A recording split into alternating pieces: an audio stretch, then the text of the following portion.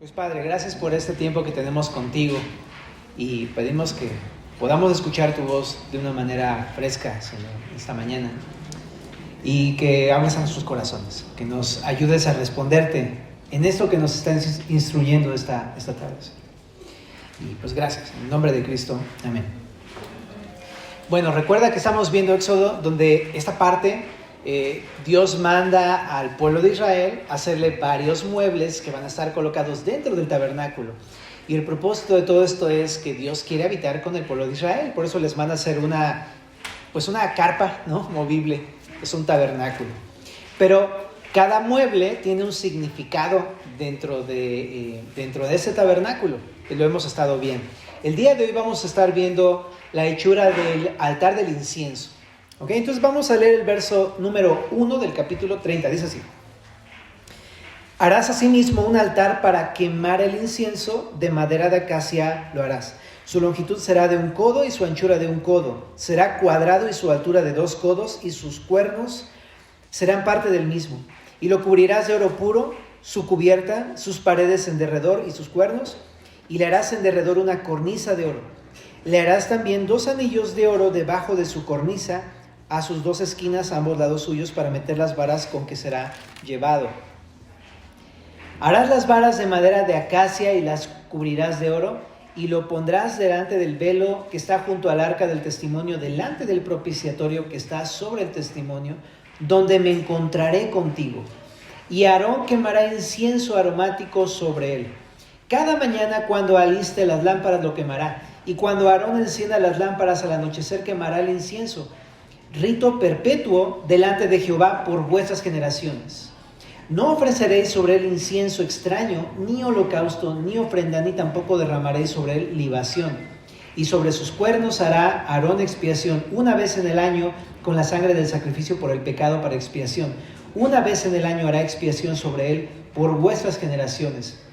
Será muy santo a Jehová. Ok, este capítulo empieza a hablarnos de esta hechura de este altar. Pero vamos por partes, porque cada cosa tiene una importancia y un significado, como decía al principio. Primero, en el verso número 1 le dice que tiene que hacer un altar. Es una especie como de mesa pequeña, cuadrada, bueno, como un prisma rectangular puesto así como de pie, ¿no? Eso es. Y explica el material. Tiene que ser de madera, cubierto de oro, tiene que tener ciertas características, como por ejemplo tiene que tener una cornisa arriba, tiene que tener unas varas y unos anillos para poder transportarlo.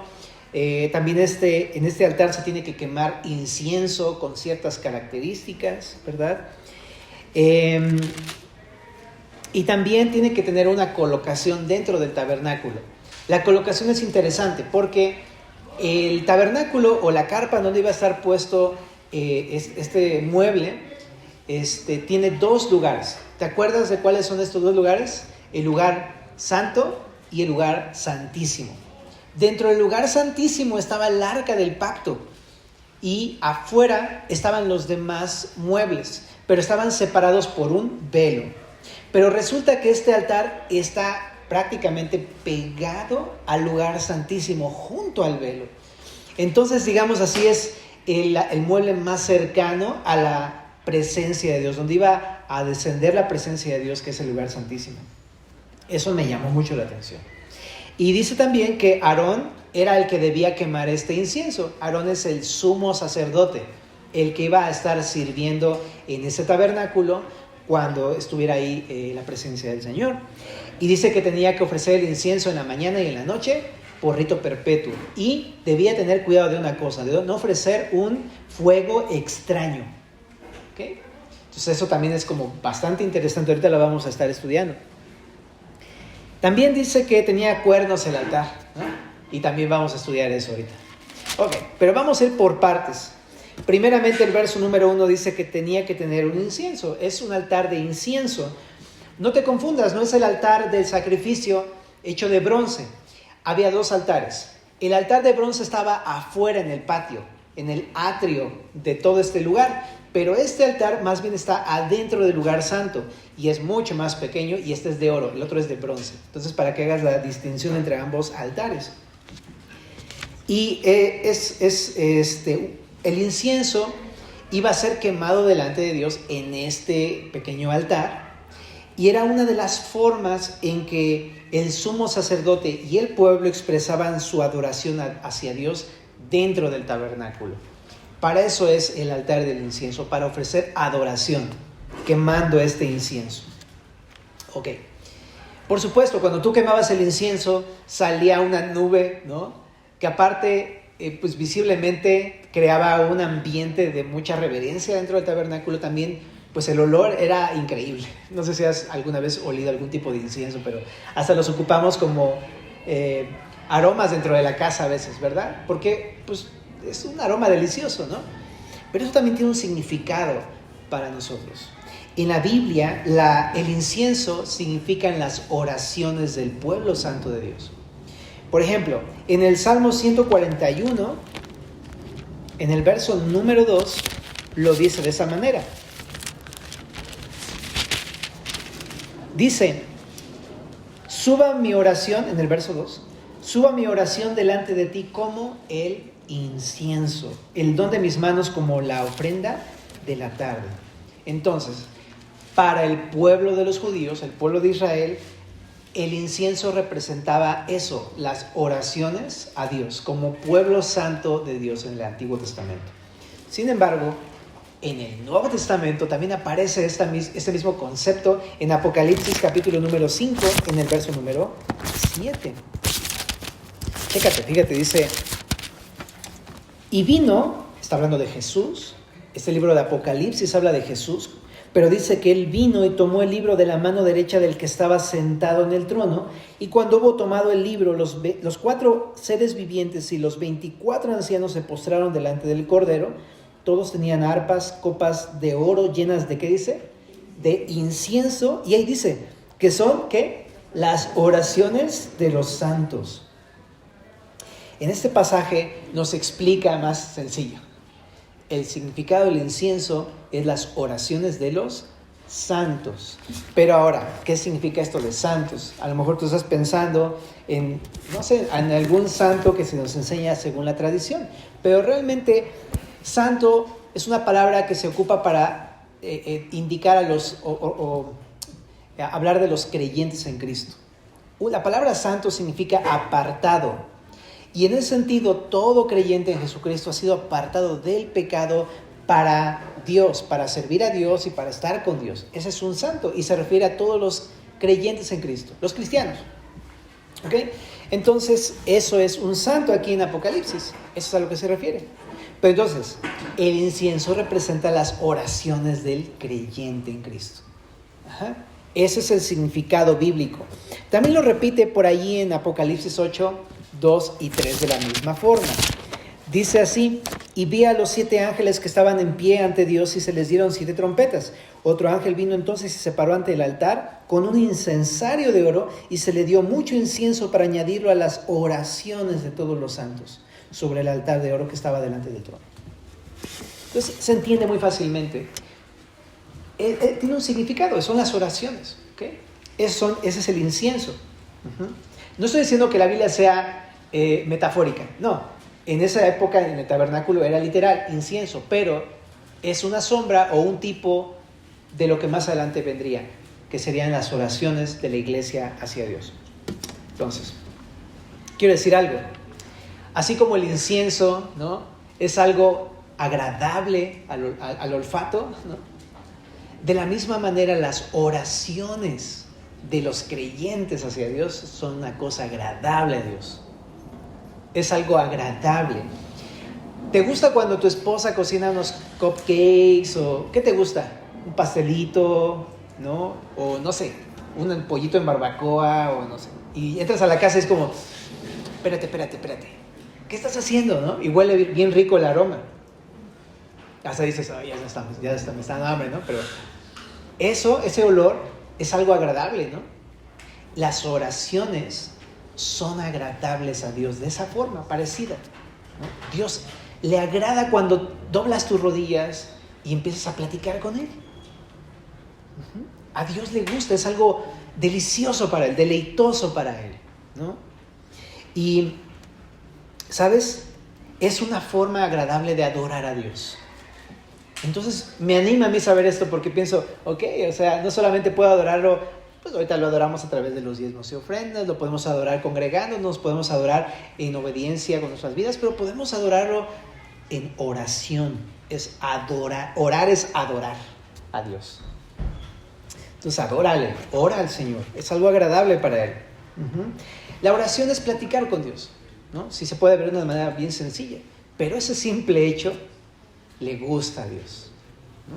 Entonces, si quieres agradar a Dios, ¿qué tienes que hacer? Orar. Ok. Pero este incienso, dice el texto de Éxodo 30, que lo debía ofrecer una persona especial, que es Aarón el sacerdote. Pero Aarón el sacerdote tiene un papel muy importante en todo esto. Él es el sacerdote del pueblo, ¿ok? El sacerdote tenía dos funciones. Representaba al pueblo ante Dios y a Dios ante el pueblo. Era una especie de mediador entre Dios y los hombres. Ese es Aarón, el sumo sacerdote. Pero representa dos cosas Aarón. Número uno, representa a Jesús como el sumo sacerdote. Fíjate, ahí en Hebreos capítulo número 4, ¿no? Lo dice de esa manera. Hebreos 4:14.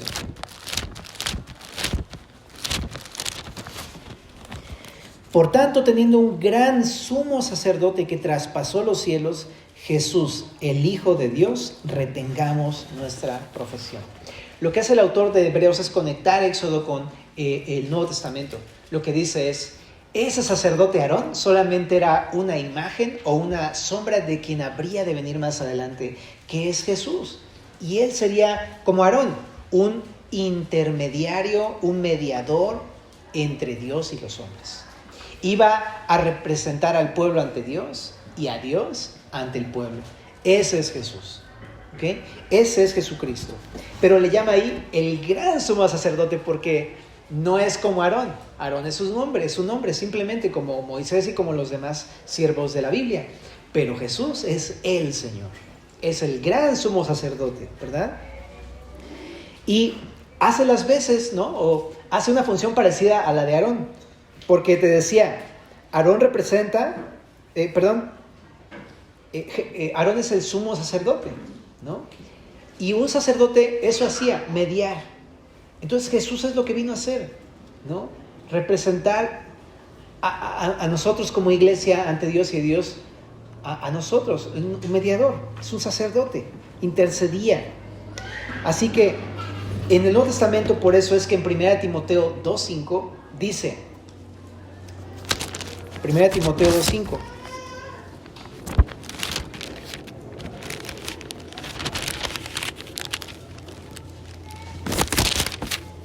Porque hay un solo Dios y un solo mediador entre Dios y los hombres, Jesucristo, hombre.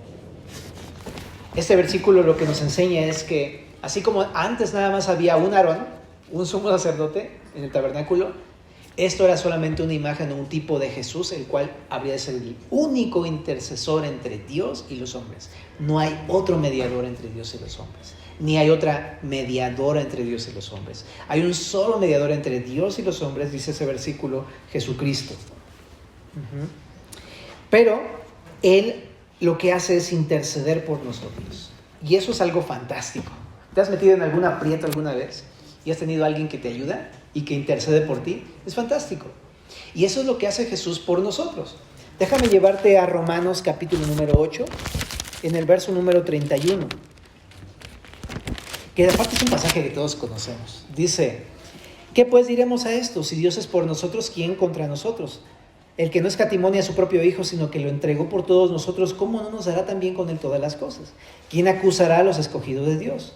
Dios es el que justifica. ¿Quién es el que condenará? Cristo es el que murió, más aún el que también resucitó, el que además está a la diestra de Dios. Chécate. El que también intercede por nosotros. Lo que está haciendo Jesús en este momento, si no lo sabías, está intercediendo por ti. Porque ese es el oficio del sumo sacerdote. Interceder por las personas. Y Pablo, cuando lo dice en el Nuevo Testamento, lo que está diciendo a la iglesia es, Jesús está orando por ti en este momento. está intercediendo por ti. Cuando te encuentres en una dificultad, en algún problema, en alguna batalla, Jesús está intercediendo por ti. Incluso cuando te equivocas y cuando pecas, Jesús mismo intercede por ti. Allí en Primera de Juan capítulo 2, verso 1, por eso dice: hijitos míos, ¿no? Estas cosas os he escrito para que no pequéis, pero si alguno hubiere pecado, abogado tenemos para con el Padre Jesucristo el justo. Esta palabra abogado es la misma palabra intercesor o mediador. Está diciendo lo mismo. Si te equivocas y la riegas, tienes un mediador. Alguien que le va a decir a Dios: no lo castigues, recuerda que yo ya pagué con los clavos. Ese es Jesús, ¿no? Jesús está a tu favor, es lo que está haciendo. Entonces, ¿sabes? Creo que esto nos ayuda a entender algunas cosas. Primero, que así como el pueblo no podía acercarse a Dios sino a través de un sumo sacerdote, ninguno de nosotros se puede acercar a Dios si no es a través de Cristo. ¿Ok? Nadie se puede acercar a Dios de otra manera, solamente es a través de Jesús. Él es el único mediador entre Dios y los hombres. Pero también esto nos enseña que no es por nuestros méritos, sino es gracias al sacrificio que Él realizó en la cruz. Es gracias a ese pago que Él dio en la cruz, por lo cual nosotros podemos acercarnos en oración a Dios. Si nos acercáramos tal cual somos en nuestra condición de pecado y de maldad y de depravación moral que luego tenemos, seguramente seríamos consumidos por Dios. Pero gracias a que Jesús pagó ese pecado que estorbaba, podemos acercarnos en oración a Dios.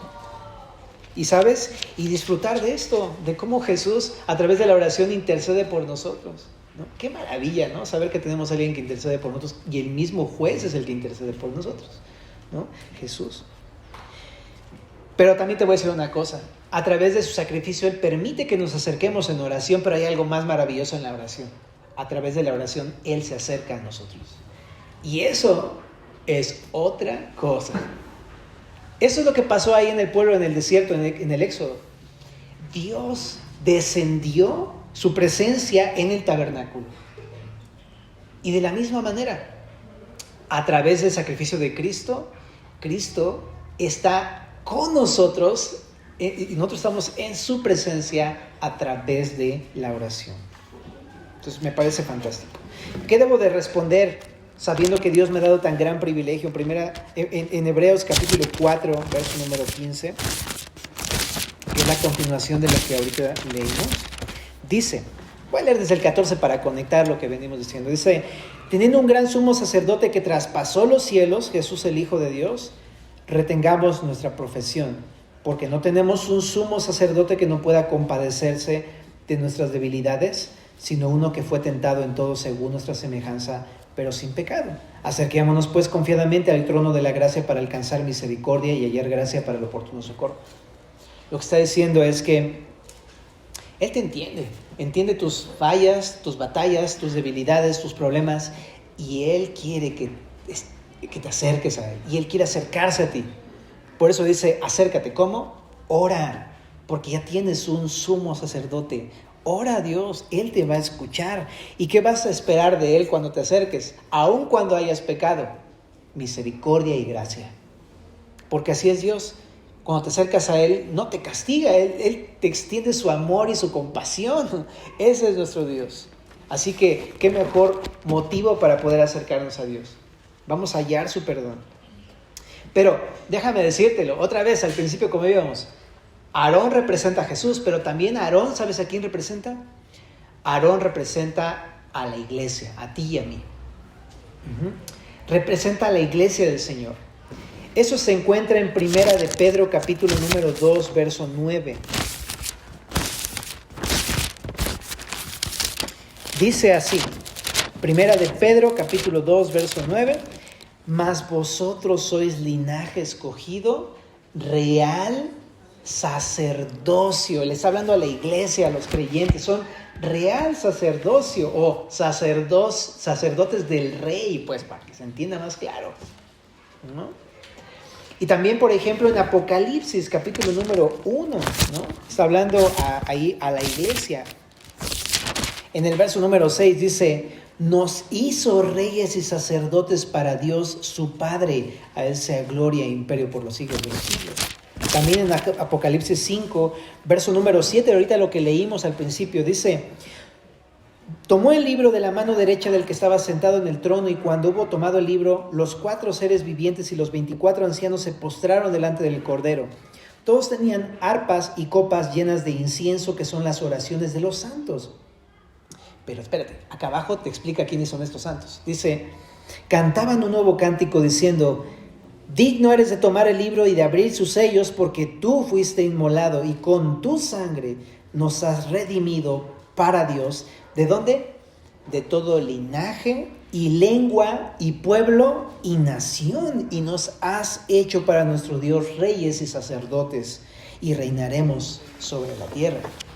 Este pasaje es muy revelador porque está diciendo, no solamente escogió a Aarón, sino que ha escogido a todo creyente de toda nación, lengua, ¿no? De toda etnia, a todo aquel que cree en Jesucristo, y lo ha convertido en un sacerdote, en un mediador, en un intercesor. Ahora, en ese sentido, tú y yo, si hemos creído en Cristo, somos intercesores de las personas, de los demás. Pero, nada más, chécate esto, no de la misma clase de Jesús. Jesús es el gran sumo sacerdote, Él es el Hijo de Dios, Él es el Dios hecho carne. Nosotros somos, digamos así, los redimidos de Cristo. Entonces, no somos de la misma categoría, pero tenemos una función parecida, interceder por las personas. Eso es el oficio o la función del sacerdote, o de nosotros, pues, como creyentes. Dios nos ha convertido en intercesores de las personas. Entonces, ¿sabes? Cuando yo entiendo esto, lo que entiendo es, debo de interceder por aquellos que lo necesitan. Debo de orar por las personas que no conocen a Cristo. Debo de orar por las personas enfermas. Debo de orar por mi familia. Debo de orar por mi esposa. Debo de orar por mis hijos. Debo de orar por las personas. Para eso es la oración. Para interceder por otras personas. Entonces te animo, ¿no? Si tú conoces a alguien que tenga necesidad, ora por esa persona, ¿verdad? Pero nada más hay un error que debemos de cuidar. ¿Sabes? Esto nos confronta con algo. A veces vemos la oración solamente como la forma en que nosotros podemos expresarle a Dios nuestras propias necesidades. Pero no está mal orar por uno mismo, está muy bien. Mateo 6, Jesús mismo nos enseña que oremos por nuestras necesidades. El problema es cuando solamente oramos por nosotros. Eso es egoísmo. Podemos ocupar la oración con fines egoístas. Si somos así, bien, quién sabe cómo. Pero eso es, no debemos, está bien orar por ti mismo. Está bien, tus necesidades, claro. Pero hay mucha necesidad alrededor. Y Jesús nos puso como sacerdotes para poder orar por los demás. Así es que te animo, no ocupes solamente la oración como una forma personal. Ve hacia otros, intercede como Jesús intercede por nosotros, ¿verdad? Ahora también, así como el sacerdote representaba también, no solamente representaba al pueblo ante Dios, orando por ellos, también representaba a Dios ante los hombres. Y eso nos enseña que tenemos una responsabilidad de representar bien a Dios con nuestras vidas ante los hombres. ¿Sabías que todos te ven? O así como dicen ahí, un mundo te observa, brother. ¿No? Pero sí es cierto, todos te ven en tu trabajo, en tu casa. Tus hijos todo el tiempo están así, a ver qué haces y todo. Y luego hasta hacen lo mismo que tú haces y las mismas frases y todo así, hasta el tic, ¿no? Todo así lo hacen igual. Todos te observan. Y eso, ven que con tu vida y con mi vida representamos a Dios de una manera fiel. Tenemos una responsabilidad. Todo el pueblo de Israel estaba viendo a Aarón a ver qué hacía y cómo vestía y cómo servía y cómo actuaba. Tenía una gran responsabilidad. Es que es nuestra responsabilidad representar bien a Cristo con nuestra vida, con nuestro ejemplo. Bueno, ahora también sigamos con el verso número 2. Y dices, apenas, espérate, tenemos más rápido. Pero había unos cuernos que dice que tenía que tener el altar. Un poco raro esta imagen, pero tiene un significado importante. No lo hemos platicado quizá anteriormente, pero los cuernos en aquella cultura denotaban poder. Por ahí en Reyes hay una imagen donde un hombre llamado Sedequías, un falso profeta, llega con un rey y le dice con unos cuernos así: con estos cuernos vas a cornear a tus enemigos, ¿no? Y estaba ahí haciéndole ahora sí que la fantochada. Pero ya después desenmascaran a este falso profeta y resulta que pues nada que ver con su consejo, ¿verdad? Pero al menos nos deja ver lo que pensaba la cultura en aquel tiempo. Los cuernos representaban poder o victoria sobre el enemigo. Esto traducido en el Nuevo Testamento, no hay mejores palabras para decirlo que la de Santiago. Vamos para allí en Santiago capítulo número 5.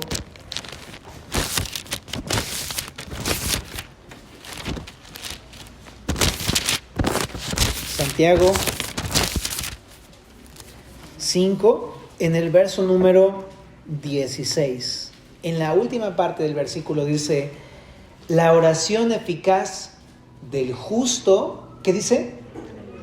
Puede mucho. ¿Okay? Lo que está diciendo es que la oración es muy poderosa, ¿no?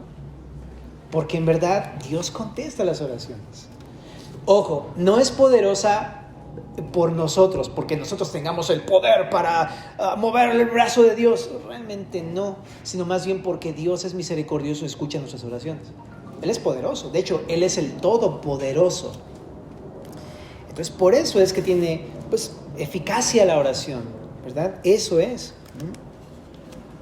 Y chécate, ¿no? Este versículo está en un contexto de intercesión también. En el verso número 14, ahí en Santiago 5, dice: ¿está alguno enfermo entre vosotros? Llame a los ancianos de la iglesia y oren por él, ungiéndole con aceite en el nombre del Señor. ¡Qué loco!, ¿no? O sea, lo que está diciendo es que Dios escucha las oraciones y puede incluso salvar a una persona enferma. Dime tú si eso no te anima a orar por tus enfermos. Debería hacerlo en nuestras vidas, animarnos a orar. Muchas veces no oramos porque no creemos o dudamos que la oración realmente es efectiva en las manos de Dios, ¿no? Por eso decimos, pues está enfermo. Pues ya oré, pero pues bueno, ya, es lo único que puedo hacer. Bro, eso es lo que tienes que hacer. Es lo más efectivo que puedes hacer. Orar por esa persona. Dios en verdad sana. Ojo, no siempre sana, porque a veces tiene otros planes. Por ejemplo, Pablo era un hombre de Dios, no era un hombre impío ni nada, y tenía un aguijón en la carne y oró al Señor 3 veces para que le quitara el aguijón, y Dios le dijo, no. Y Pablo lo entiende y dice, bueno, es que me quiere humillado para que las revelaciones no se me suban a la cabeza, ¿no? A veces Dios no sana porque tiene planes, pero definitivamente que Dios oye la oración eficaz del justo. Pero a veces nosotros no confiamos en eso. No es que Dios esté en contra de los doctores y remedios y cosas así, pero nuestra confianza no debe estar en eso, debe estar en Dios, porque Dios es el Todopoderoso. Si tienes un enfermo, ora por tu enfermo. Si conoces a alguien que necesita oración porque está enfermo, ora porque Dios puede sanarlo. Recién acabamos de presenciar aquí en Semilla, pues todo el tiempo presenciamos cosas así, pero una hermanita muy querida y cercana, todo el diciembre se pasó ahí mal porque tenía un problemita de salud bastante delicado y le hicieron un ultrasonido y salió ahí, parecía un tumor, y resulta que estuvieron ahí orando, oramos por ella, todos estuvimos orando creo por ella. Pues resulta que le hicieron una tomografía apenas y salió sin nada, ¿no? Y ahí está, o sea, el ultrasonido, o sea, ¿cómo explicas eso? Pues Dios es misericordioso, Dios es poderoso. Y seguramente tú lo has experimentado en alguna ocasión en tu vida, ¿no? Dios escucha realmente las oraciones, intercede por aquellos que están enfermos. Si tú estás enfermo, pide oración, es lo que necesitamos, confiar en Dios. Te decía que a veces dudamos o no creemos en el poder que Dios tiene. Preferimos creer en el poder que tiene una persona o el doctor, que no están. Dios los pone, por supuesto, pero nuestra confianza no debe estar ahí. Dios es todopoderoso y soberano sobre estas cosas. Realmente, en la sociedad del día de hoy, creemos que la oración es, perdón que lo diga así, pero inútil. ¿Para qué oras? Eso no sirve para nada. Orar es una pérdida de tiempo, ponte a hacer algo, papá, ¿no? Es lo que luego pensamos. Y nos damos cuenta que realmente orar es confiar en Dios. Y Dios es realmente poderoso. Cuando ve una oración de fe, Dios sana, puede sanar. Tiene el poder para hacerlo. El problema no es si puede o no puede, el problema es si quiere o no quiere. ¿Qué planes tendrá? Ok, pero ahí dice, ¿no? Que oremos por los enfermos. En el verso 15 dice, la oración de fe salvará al enfermo y el Señor lo levantará, y si hubiere cometido pecados le serán perdonados. Interesante, porque hay personas que están enfermas, pues no meramente por la caída y por el pecado que ha entrado en el ser humano, sino por pecado personal. Pero incluso aquí dice, no importa, ven y ora, porque Dios puede perdonar el pecado de una persona y sanarlo. Si ese pecado es una consecuencia de sus actos o es derivado por una disciplina de Dios, Dios puede perdonarlo por tu intercesión. Así es que, órale, o sea, no importa, Dios puede perdonar a una persona también. O sea, obviamente tiene que arrepentirse, ¿no? Pero Dios puede escuchar tu oración. Confesaos vuestras ofensas unos a otros, ¿te das cuenta? ¿No? Entonces tú puedes orar por alguien que ha caído en pecado, ¿no? Para que Dios lo restaure. Y dice ahí, orad unos por otros para que seáis sanados. Y no habla de una sanidad física, sino del corazón, ¿no? Necesitamos intercesión en nuestra vida personal, porque pecamos, tristemente seguimos en una condición así. Pero dice ahí, pero la oración eficaz del justo puede mucho. Qué importante es la oración de intercesión. Así es que confiemos. Cada vez que oramos, estamos expresando, yo confío en ti, Dios. Así que confía y óranos. Confía en el Señor. Verso número 4 en Éxodo 30. El altar del incienso debía ser llevado a todo lugar. Por eso tenía sus aros y sus varas. ¿Qué significa? Que podemos orar en todo lugar. En 1 Timoteo 2:8 lo dice de esta manera.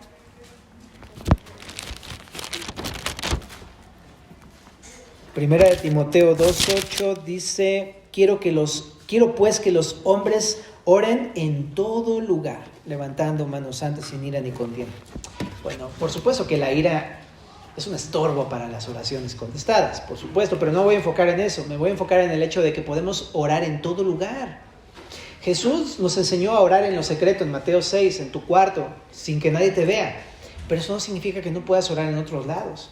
Puedes orar mientras vas en el transporte, caminando. Aquí no le encanta caminar y orar, ¿no? Está increíble, ¿no?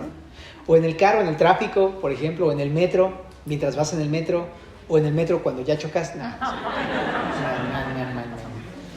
Pero, no, perdón, es una broma, ¿eh? Pero mi punto es, puedes orar en todo lugar. No se remite a un sitio físico, sino que tú puedes tener acceso a Dios en todo lugar. ¿No se te hace maravilloso? No se te hace como que para que aprovechemos esa oportunidad, ¿no? Aprovecha, puedes orar en tu trabajo, puedes orar, no quiero decir que no trabajes, ¿no? Pero si hay oportunidad, ora. Ora en tu trabajo, ora en tu casa, ora en la oficina, ora en el tráfico, ora cuando caminas, ora en todo lugar, es lo que dice aquí. Tenemos libertad y el privilegio de hacerlo. En el verso número 6, también hay una cosa bien interesante en Éxodo 30, verso 6. Decía que el altar de incienso estaba enfrente del arca del pacto, ahí donde estaba la presencia de Dios. Lo único que lo separaba era el velo, pero eso significa algo, que la oración es la forma más cercana de estar con el Señor. Pero espérate, en Hebreos 10, verso 19, dice que cuando Jesús murió, el velo del templo se rasgó. ¿Qué significa esto? Que al orar no solamente estamos cerca, sino que estamos delante de la misma presencia del Señor Jesucristo. Leamos Hebreos 10:22. Fíjate lo que dice Hebreos 10:22.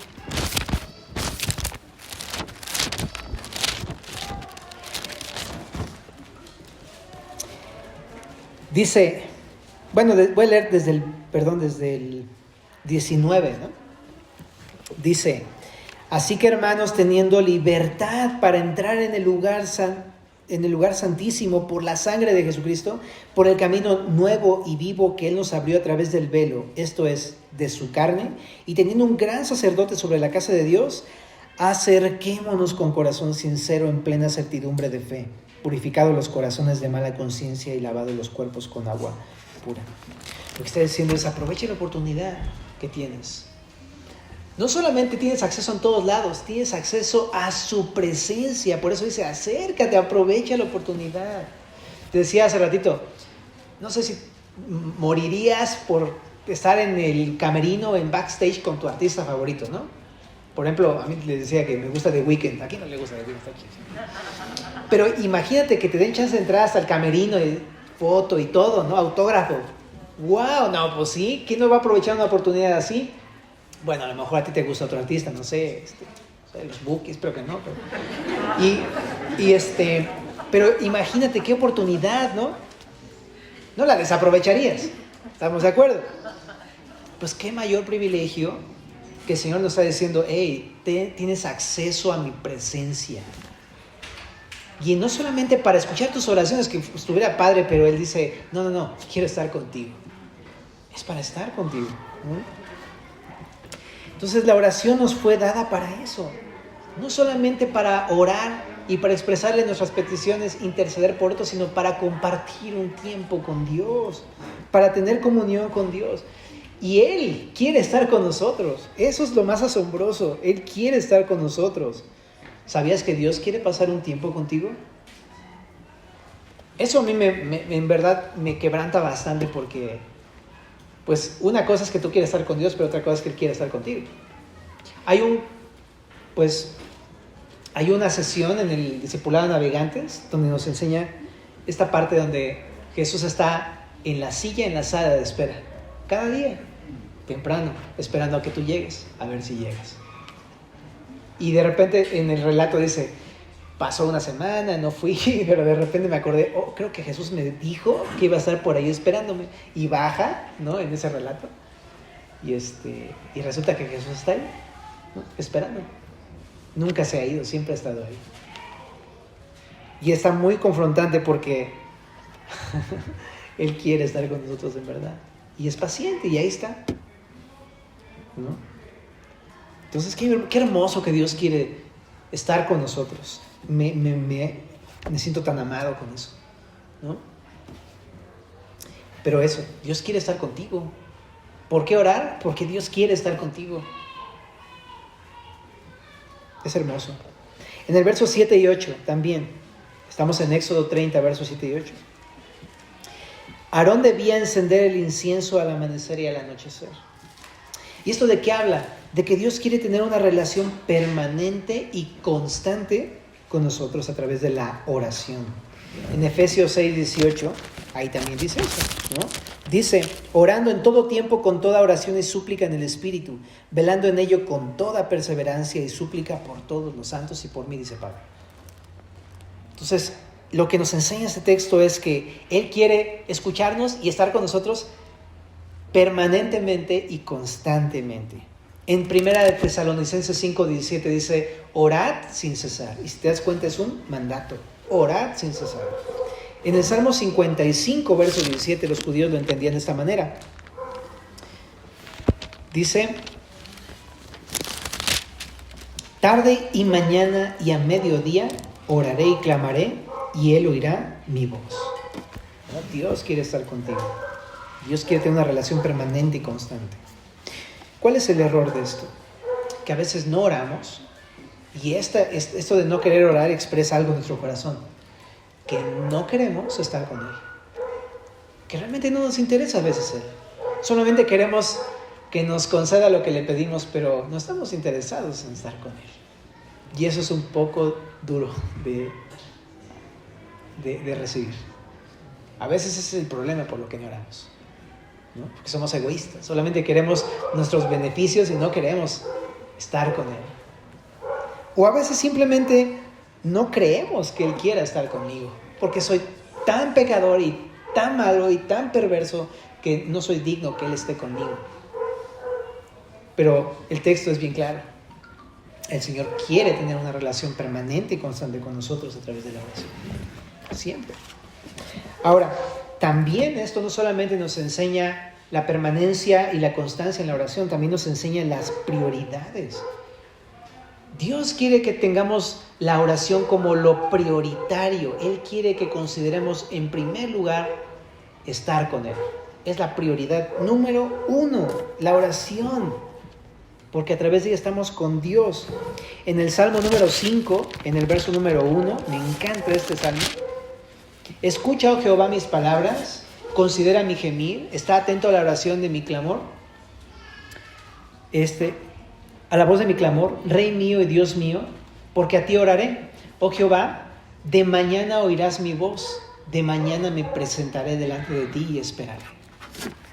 Si te das cuenta, repite la palabra de mañana voy a estar contigo, voy a orar, de mañana te voy a esperar. Ajá. Esta palabra significa de madrugada. Ok. Pero déjame decírtelo, aunque pareciera que te sugiere un horario, pues sí, pero más que un horario expresa una prioridad en nuestro corazón. Él quiere que sea lo primero en tu día a día, en tu vida. Cuando tú te estás completamente, o así que endiosado con algo, lo primero que haces cuando te despiertas es ir a eso, ¿no? Te compraste un Nintendo, ¿no? Y lo primero que haces cuando te despiertas es, ¿no? Y te vas ahí, o sea, es lo que haces o lo que sea. Pues eso es lo que quiere Dios, que tú lo consideres como tu Dios. Y lo primero que busques sea a tu Dios. Y que te despiertes y digas, Señor, gracias. Ni siquiera me he vestido, me he cambiado, pero Dios, gracias, porque tú eres lo más importante para mí, quiero estar contigo. En el Salmo 63 el salmista decía esto. A lo mejor hasta te lo sabes, ¿verdad? Dios mío, eres tú. Por tanto, ¿qué dice? De madrugada te buscaré. Mi alma tiene sed de ti, mi carne te anhela en tierra seca y árida donde no hay agua. ¿Para qué? ¿Para que me concedas todo lo que a mí se me antoja? No, dice ahí, para ver tu gloria y tu poder. Dios quiere que lo tengamos a Él como prioridad, no tanto para que nos concedan nuestras peticiones, sino para estar con Él, para presenciar su gloria, para estar con nuestro Dios, porque Él es Dios mío. ¿Sabes por qué a veces no oramos de madrugada? No tanto porque no podamos o porque nos cuesta trabajo, sino porque, híjole, ¿lo digo o no lo digo? Porque a veces no es nuestro Dios. Realmente. Nuestro Dios es cualquier otra cosa. Pero cuando lo amamos tan intensamente y dejamos que Él ocupe el lugar que le corresponde a nuestro corazón, caes rendido a Él. Así es que Él quiere obrar este cambio en nuestras vidas. Pon a Dios en primer lugar en tu corazón. Deja que Él ocupe ese primer lugar en tu vida. Y búscalo de madrugada. Levántate, búscalo de madrugada. Y al anochecer, deja que Él sea el alfa y el omega, el principio y el fin de tu día. ¿Cuál es el error? Que a veces no oramos porque Dios no es la prioridad en mi vida. Ok. Verso 9, un último punto. Dios advierte a Aarón y al pueblo, no ofrezcan fuego extraño. ¿Qué significa esto de fuego extraño? Es algo un poco complicado de entender. Pero el incienso era un compuesto único. En el verso 34, más adelante, ahí lo puedes leer en el capítulo 30 de Éxodo, ¿no? Pero era sagrado, debía componerse adecuadamente, de acuerdo a como Dios les indicaba, a la forma que Dios les había establecido, con los ingredientes que Dios les había dicho. No podías alterarlo ni mezclarlo, tenías que hacerlo tal cual Dios lo hacía, lo decía. Pero sabes, ofrecer incienso extraño hablaba de, precisamente quizá, de no hacerlo de la forma como Dios lo había indicado, o de alterar el compuesto, o de mezclarlo, o de ofrecerlo en un momento incorrecto donde Dios no había mandado. Esto ocurrió en la historia. Por eso Dios se los advirtió en Levítico capítulo número 10, verso número 1.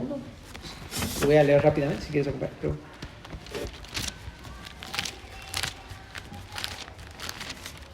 Nadab y Abiú, hijos de Aarón, tomaron cada uno su incensario y pusieron en ellos fuego, sobre el cual pusieron incienso, y ofrecieron delante de Jehová fuego extraño que él nunca les mandó. Y salió fuego de delante de Jehová y los quemó y murieron de delante de Jehová. El texto no es muy claro, pero ofrecieron fuego extraño. Te decía, quizá a lo mejor alteraron el compuesto. A lo mejor lo ofrecieron en un momento que Dios no les mandó. Ahí mismo el texto pareciera que dice eso. En pocas palabras, no lo hicieron de la forma correcta. Y a lo mejor ellos podrían excusarse. Pues si tú me mandaste que ofreciera incienso, pues ahí está. Yo ya lo hice, te obedecí. Pero no obedecieron realmente porque lo hicieron de la forma incorrecta. Y a Dios le importan las formas en cómo tú le obedeces. Una cosa es obedecer a tu manera y otra cosa es obedecer a la manera de Dios. La forma importa. Obedecer a nuestra manera no es obedecer a Dios. Probablemente eso es lo que pasó con Nadab y Abiú. Y ¿sabes? Transportada a nuestros días el día de hoy. ¿Sabes? ¿Cuál podría ser el sinónimo de ofrecer fuego extraño a través de la oración? Vivir de una forma incorrecta ante los ojos de Dios. O obedecer, pero no de la manera que Dios te ha dicho que obedezcas. Y a lo mejor tú dices, yo Dios ya lo hice, me dijiste que trajera sustento para mi casa, pues ahí está, ya, ahora sí me contestas, ¿no? No, si lo haces a tu manera, no estás obedeciendo a Dios. Si lo haces a tu forma, no creas que estás obedeciendo a Dios. A Dios le importa la forma en cómo hacemos las cosas. Así es que eso nos confronta muy fuerte. Una manera de ver entonces el fuego extraño es estar pretendiendo estar delante de la presencia de Dios, pero viviendo de una manera desobediente. Estar viviendo de una manera en obediencia, pero a mi manera. Eso es fuego extraño. ¿Y qué pasó con Aarón? Bueno, con Nadab y Abiú, sus hijos, murieron. Entonces no es poca cosa, es delicado este tema. ¿Sabes? Dios podría disciplinarnos de una manera bien fuerte si estamos acercándonos así de una manera tan irreverente, viviendo de una manera indigna de Dios, incorrecta a Dios. Incluso todavía peor, si estás sirviendo a Dios, híjole, servir a Dios y vivir de una manera incorrecta, ¡qué miedo! ¡Qué miedo! Entonces, a mí me puso a temblar ese pasaje porque yo estoy sirviendo. Y, híjole, bueno, todos somos siervos del Señor en algún área de nuestra vida, ¿verdad? Pero, entonces el punto es, vivamos vidas dignas del Señor. Vivamos en obediencia a su manera, ¿verdad? Entonces, la oración es un hermoso privilegio, pero no olvidemos que aunque es un privilegio y Dios es bueno y amoroso y quiere estar con nosotros, Él es fuego consumidor. Él es un Dios santo. Y es el mismo Dios de Nadab y Abiú, y de Ananías y Zafira, y de todos estos personajes. Es el mismo Dios. Así es que cuidemos que está bien, acércate, pero responde en obediencia, responde en santidad. Ahora la pregunta es, ok, Josué, pero ¿por qué entonces no he caído muerto? Porque ¿cuántas veces yo he servido a Dios o he vivido de una manera que pues no es así como muy fiel que digamos, ¿verdad? La respuesta es por su misericordia. Si Dios disciplinó tan fuerte a Nadab y Abiú y a Ananías y Zafira, es porque Él quería enseñar a las generaciones posteriores que Dios es Dios santo. No es necesariamente que tú también vas a caer muerto, aunque Dios no lo quiera, podría suceder. Pero por lo menos creo que nos quiere enseñar Dios que no tengamos un concepto incorrecto de parte del Señor. Dios es Dios, un Dios santo, ¿verdad? Así es que vengamos en oración, pero con reverencia y con temor. Terminamos con una oración, mis hermanos. Gracias, Padre, por tu palabra en esta tarde. Gracias por enseñarnos mucho acerca de la oración. Sobre todo nos quedamos mucho con estas ideas, Señor, que tú nos amas, que quieres que estemos contigo. Es que ayúdanos a querer estar contigo, a orar en todo lugar, en todo momento, confiando que tú nos escuchas, que tú amas la oración, que tú anhelas que intercedamos por otros, que tú escuchas cuando pecamos, Señor, y nos quieres perdonar, Dios. Ayúdanos a acercarnos hacia ti, Señor, con confianza, con fe, pero también con reverencia, Padre, viviendo vidas que te agraden de veras. Y gracias por la palabra que nos has hablado esta tarde. Glorifícate a través de ella en nuestras vidas. Amén.